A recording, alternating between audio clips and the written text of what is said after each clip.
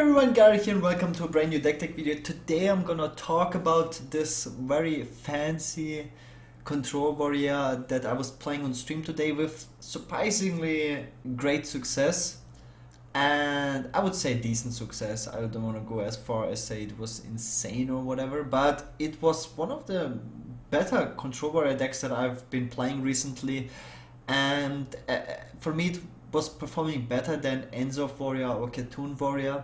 I was playing a lot of different warrior versions lately. I was playing Dragon Warrior and Rhino Warrior on top of it.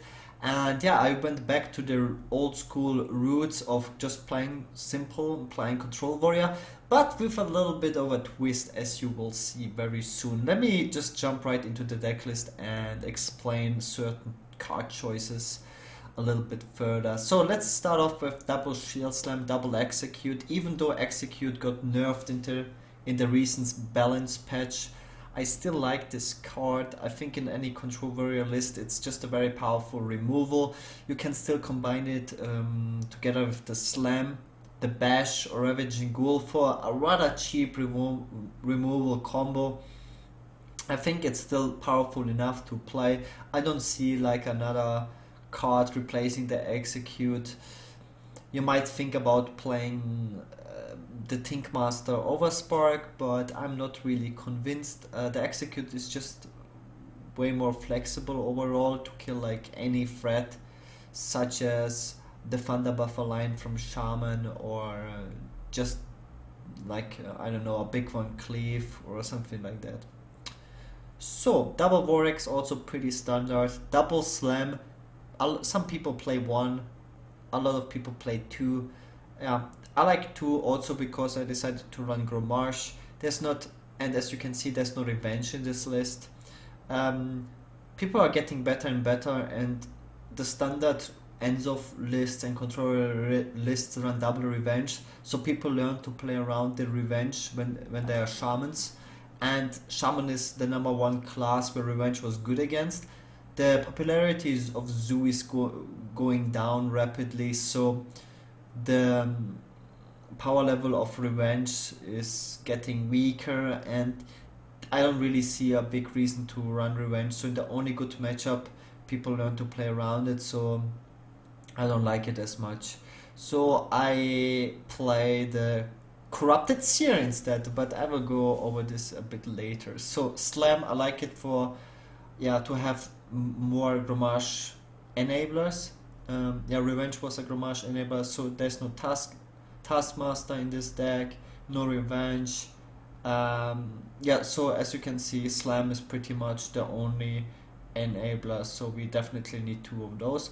Bash, since it is a control warrior list and not a cartoon warrior, there's very few armor gain cards, so I like to run double Bash for sure, especially to make the shield slam more consistent. We have the Justica shield block package, which is pretty standard, but the Bash and the portal make it more consistent to always have enough armor for the shield slam, and also to have enough health gain to just survive those nasty tempo / mid-range decks.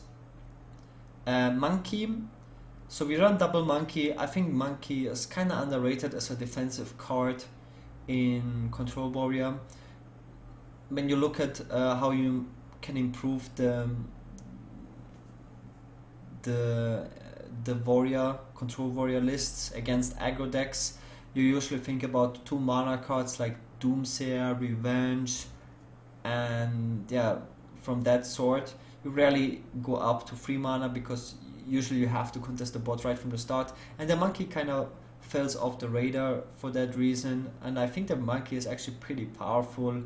It has taunt, so the stats of the Monkey are pretty sweet. Like 3/4 plus taunt is like very good stats plus effect, if you want to call it like that.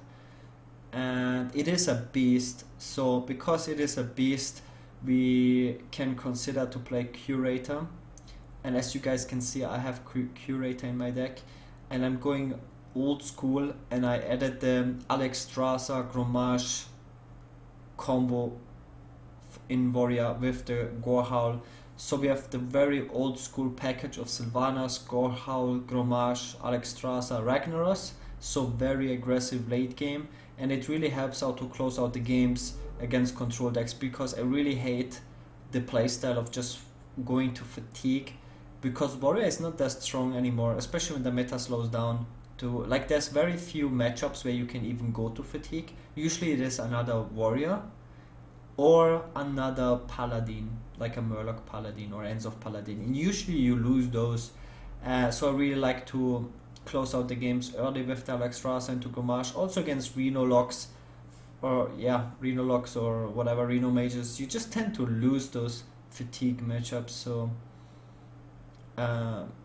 it's not a good playstyle. So I really like, Ends of Warrior seem to be very inconsistent lately, so I decided to just play a different version, and I really like this. Also Alexstrasza defensively is very powerful, and so I like it a lot. Also the Curator gives me like almost a guaranteed Alexstrasza. I added Deathwing today because this deck tends to run out of cards. As you guys can see, there's no Acolyte in this deck, so there's not a lot of card draw.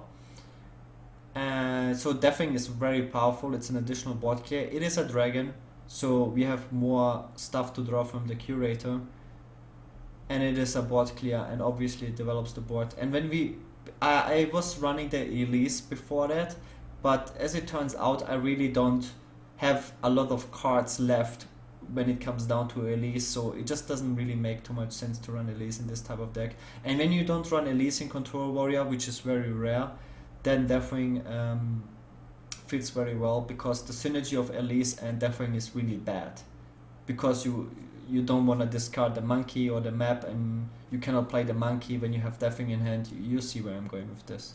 So the double shield block, double brawl, pretty standard. Harrison, I think Harrison is pretty strong right now, and you really don't mind drawing cards with this deck. Shaman is running weapons, other warriors are running Gorehowls. Rogue is getting more popular in Murloc Paladin, so it's a good time to play Harrison. Ironforge Portal, it's nice, you can test it out. Some people are running 2, some people are running none. I can understand both of them.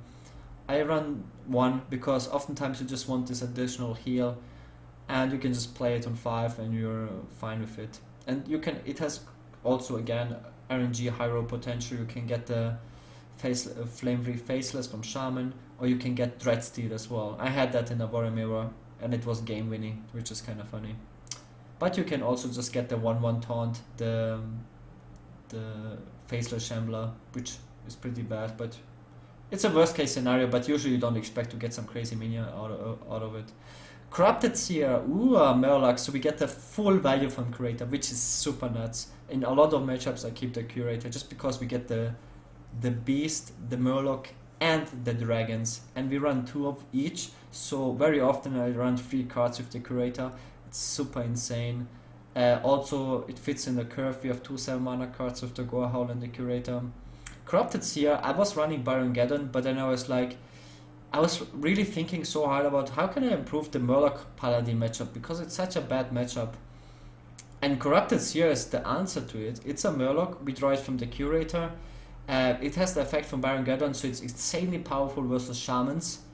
And if you draw him with the Curator, we don't mind having this weak minion in our hand, because we draw so much value from our deck. So, I mean, it's really good. And there's a lot of those tech cards which really go under the radar because you don't really think about them too much. But yeah, it's crazy because it's a Murloc. It counters Murloc Paladin really well. It has really bad stats, which is also good, and it has a great effect for the meta. So yeah, overall great card. If I want to run 1 or 2 is like undecided. I added 2, was working out decently well for me, so I just kept it in. Justicar, Sylvanas, those are pretty core. Gorehowl as well, you need the value. I was not running Gorehowl for a while just because so many people run Harrison Jones, and it's very painful if they kill the weapon. I mean, you have to test it for yourself. If people tend to run Harrison Jones, then you should not run Gorehowl and just play something else. You can add a Baron Geddon or another value card. You don't really need that much value. And then you really have to see what are people running. This is like one of those flexible spots in Warrior.